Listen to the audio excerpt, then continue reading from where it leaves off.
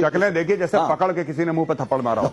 कितनी शर्म की बात है। ये क्यों है? क्योंकि कौम इनके पीछे नहीं खड़ी। बात ये नहीं कि इंडियन एयरफोर्स ने अटैक करा है, इंडियन आर्मी बैंड बजा रही है, क्योंकि इनका जो असल में लीडर है वो जेल में है। मैं आपको सच बात बताऊं। अच्छा। हाँ, देखिए, आपको लड़ाई की युद्ध के वक्त आपको एक इंस्पिरेशनल लीडर चाहिए जो खड़ा हो जाए। हार जीत एक बात है, वो छोड़िए हमारी हार जीत को। एक कौम जो है वो एक लीडर के पीछे खड़ी होती है और ये कहती है कि हम आपके पीछे खड़े हैं, अब अच्छा होगा बुरा होगा कोई बात नहीं। वो जो लीडर है वो जेल में है, और ये शहबाज शरीफ है, ये इंसान फेक लीडर है, बहरूपिया है, ये फॉर्म 47 की पैदाइश है, ये धांधली से आया है, और ये इसे ये देखिए शक्लें देखिए, ये आपको कौम के लीडर लग रहे हैं। अरे मैं कह रहा हूं इंडिया से हारो कोई दिक्कत नहीं, जीतो बात की बात है, हार जीत लड़ो तो सही बात, कुछ तो हो कि जिसमें स्पिरिट दिखाई दे, जैसे इनकी क्रिकेट टीम वैसे इनकी फौज। हाँ, तो आप देखिए कि मुनीर के चेहरे और जरा शहबाज के चेहरे पर गौर करिए कि अस्सलाम वालेकुम।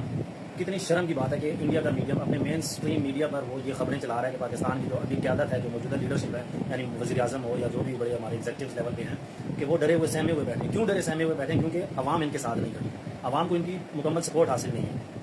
जिसको अवाम सपोर्ट कर रही है, जिसको अवाम फॉलो करती है, उसको इन्होंने उठा के जेल में बंद किया हुआ है। इतना ज़बरदस्त मौका है इनके पास अपने हर किस्म के दाग धुलवाने के और अपनी इज्जत को बढ़ाने के। इतना ज़बरदस्त मौका है कि वो जिसको जेल में बंद किया उसको रिहा करके अपने साथ बनाए, ताकि पूरी अवाम मुतहद हो जाए और जज्बा मुल्क में कौम में जज्बा पैदा हो जाए, और आप इजीली इंडिया को जज्बा मुसलमानों के इस्लाम की और इस जज्बे से आप उनको शिकस्त दे सकते हैं। सिर्फ इस बंदे को तो बोलें जिसके साथ अवाम मुतहद